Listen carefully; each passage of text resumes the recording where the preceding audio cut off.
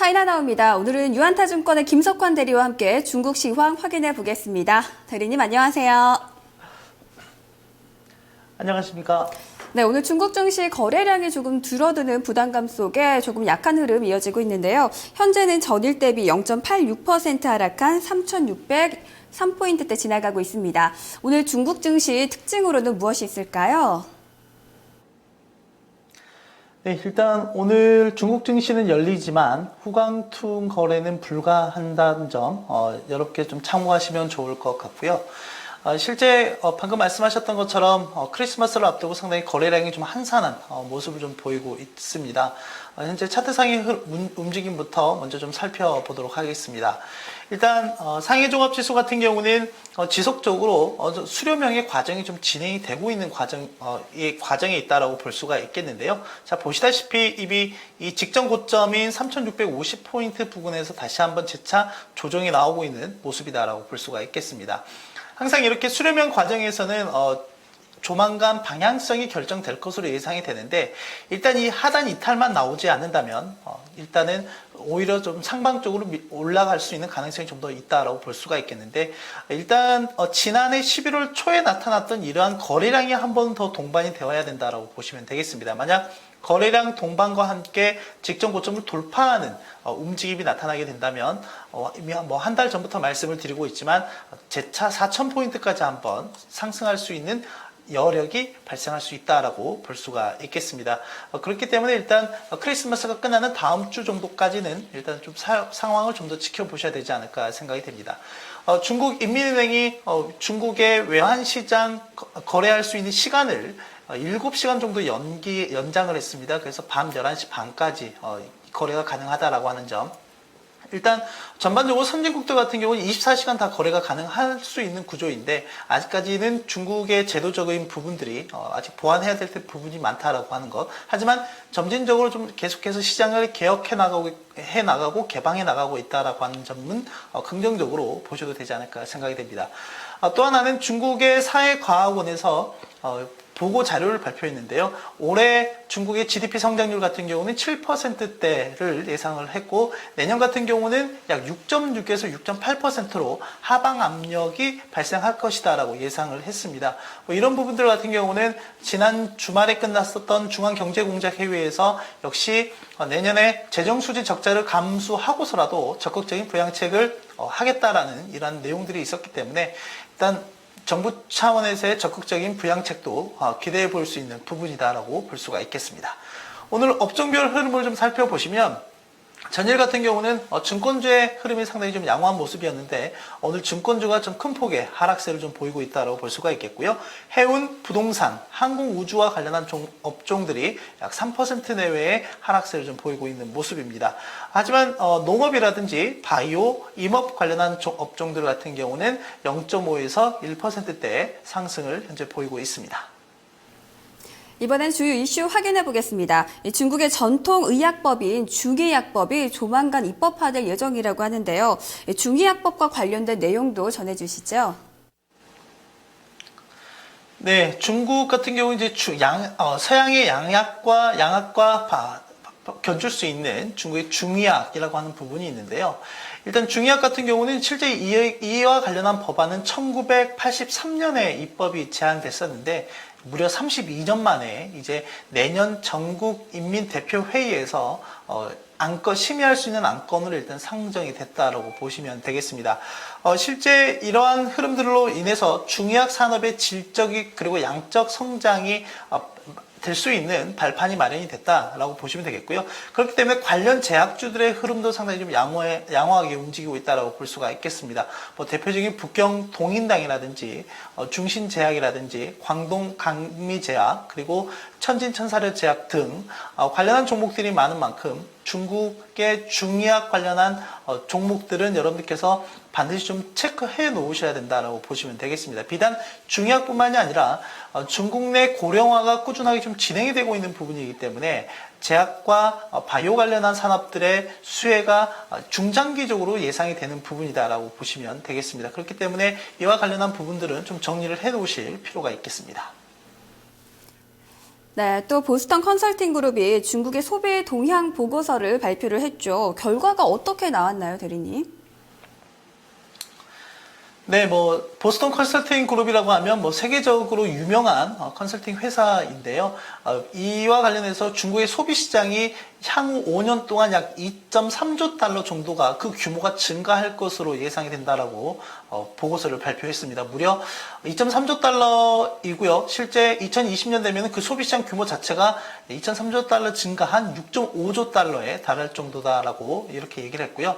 그 축을 그렇게 이끌게 될 3대 성장 동력을 설명을 했는데요. 일단은 상류 중산층과 그리고 부유층의 소비자 그리고 신세대 소비자 최근에 언론을 통해서 많이 들으셨겠지만 80년대 90년대 생들의 이제 그 갓 성인이 된 그런 신세대 소비자들이 소비 규모가 상당히 과감하고 크다라고 하는 부분입니다. 그러니까 기존의 기성세대와는 전혀 다른 소비 패턴을 보인다라고 하는 점이고요. 또 하나는 바로 온라인 쇼핑이다라고 보시면 되겠습니다. 온라인 쇼핑 같은 경우도 저희가 방송을 통해서도 여러 차례 언급을 해드렸는데 거의 전년 동기 대비 기준으로 보셨을 때 적게는 2배, 많게는 5배 이렇게 성장을 하고 있기 때문에 온라인 쇼핑 이와 관련한 부분들이 향후 중국의 소비 시장 규모를 적극적으로 확대시킬 수 있는 신흥 성장 동력이다라고 이렇게 보스턴 컨설팅 그룹에서는 분류를 한 것 같습니다. 소비주와 관련해서는 저희가 여러 차례 많은 종목들을 좀 언급을 해드렸기 때문에 그런 종목들 위주로 좀 포트를 점검을 해보셔도 되지 않을까 생각이 됩니다. 네, 후광통 유망주 확인해 보겠습니다. 오늘 유한타증권에서는 어떤 종목을 후광통 유망주로 보고 있나요? 네, 잘 아시는 기업들이 좀 상당히 많이 있으실 텐데요. 오늘 약간 좀 생소한 기업입니다. 동콘그룹이라고 하는 회사인데요. 동콘그룹은 국내의 태광 산업과 좀 비교가 가능하지 않을까 생각이 됩니다. 중국 내에서 폴리에스터 필라멘트를 생산하는 기업이고 실제 이 원단 원사를 만드는 회사다라고 보시면 되겠습니다. 최근에 그 폴리에스터 실가격이 올해 초반에 대비했을 때 약 20% 정도 증가하면서 기본적으로 수요 급증에 대한 요인으로 인해서 가격이 상승하는 부분들이 나타났었고요.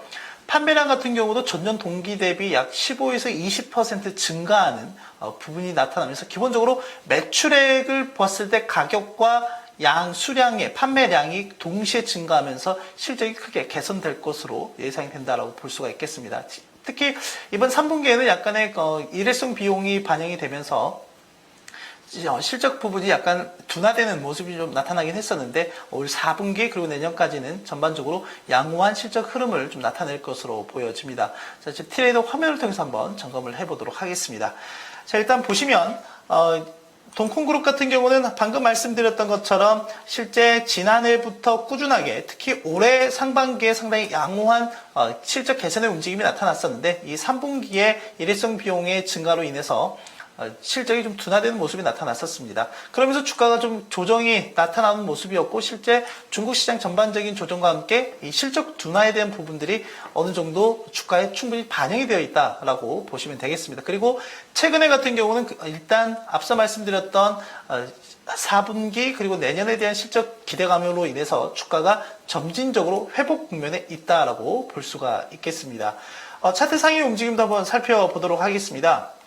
자, 동콘그룹 같은 경우는 앞서 보셨던 것처럼 그런 실적에 대한 3분기 실적 둔화가 있었음에도 불구하고 실제 주가가 큰 폭으로 하락하지 않았다라고 볼 수가 있겠습니다. 보통 지난 6월달 고점 이후에 중국에 있는 대부분의 후광통 대상 기업들이 고점 대비 50%에서 70%에 가까운 조정이 나타났었기 때문에 그러한 일반적인 시장 상황과 상황에 맞게끔 하락을 했다라고 좀 보시면 되겠고 최근의 움직임을 좀 살펴보시면 아시겠지만 지속적으로 저점의 높이를 좀 높여나가고 있다라고 볼 수가 있겠습니다. 또한 오늘 같은 경우는 지금 보고 계시는 것처럼 음영 구간을 벗어나는 즉 트레이더 햇빛 구간으로 유입이 되면서 앞서 보셨던 것처럼 햇빛 구간에서는 이렇게 주가가 상승하는 탄력 구간이다라고 볼 수가 있겠습니다. 현재 그 상승하는 초입 부분에 들어와 있기 때문에 충분히 가격적인 매력은 충분한 자리다라고 볼 수가 있겠고요.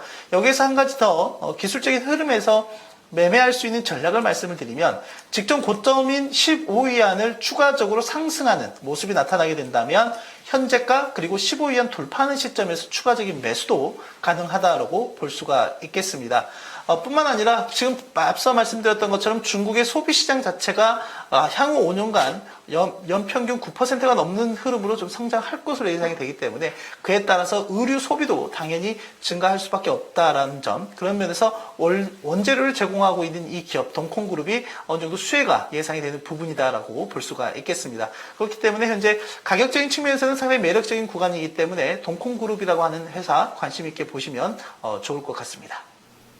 마지막으로 체크포인트 확인해 보겠습니다. 이 성탄절 연휴 기간 동안 아시아 금융시장 중에는 휴장하는 곳도 있는데요. 중국 시장은 어떻게 운영이 되는 건가요?